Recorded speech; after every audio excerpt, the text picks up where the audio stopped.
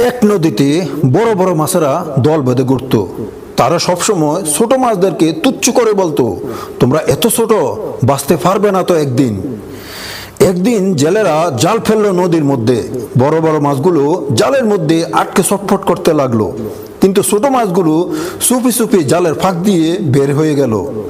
তখন একটা ছোট মাছ বড় মাছদেরকে বলল, আকারে আমরা ছোট হতে পারি, কিন্তু আল্লাহ আমাদের বুদ্ধি দিয়েছেন।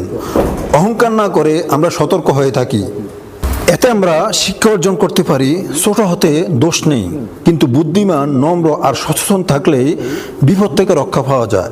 আর অহংকার হচ্ছে পতনের মূল। অহংকার করলে পতন একদিন হবেই হবে। একজন সাহাবী কোনো এক জায়গায় আগুন জ্বালিয়েছিলেন। হঠাৎ সেই আগুনের মধ্যে একটি পিঁপড়ার বাসায় পড়ে ছাই হয়ে গেল। তিনি এই ঘটনাটি রাসূল সাল্লাল্লাহু আলাইহি সাল্লামকে জানালেন। রাসূল সাল্লাল্লাহু আলাইহি সাল্লাম বললেন, কোন প্রাণীর প্রাণ নেওয়ার অধিকার ওই ব্যক্তির আছে যিনি তাকে কি করেছেন, সৃষ্টি করেছেন।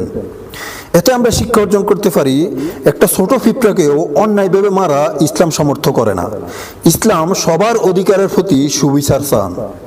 প্রচন্ড ঠান্ডায় একবার এক বৃদ্ধ ভিক্ষুক রাস্তার ধারে পড়ে জমে যাচ্ছিল। সবাই তার ফাঁস দিয়ে চলে যাচ্ছিল, কিন্তু কেউ তাকে সাহায্য করলো না। এক যুবক তাকে ফানি দিল এবং তার জ্যাকেটটি ওই বৃদ্ধকে দিয়ে দিল। রাতে খবর আসলো, রাস্তার পাশে পড়ে থাকা অনেকেই ঠান্ডায় মারা গেছে, কিন্তু এই বৃদ্ধটি বেঁচে আছে। পরদিন খবর আসে, ওই যুবকটিকে এক বড় কোম্পানি বৃত্তি দিয়েছে, কারণ কেউ তার ওই কাজটিকে ভিডিও করে অনলাইনে পোস্ট করে দিয়েছে। এতে আমরা শিক্ষা অর্জন করতে পারি, দয়া কখনো হারায় না। তুমি কাউকে রক্ষা করলে আল্লাহ তোমাকে অবশ্যই রক্ষা করবেন, এটাই বাস্তব। নূর ভাবনা, ইসলামের পথে আলোর দিশারি।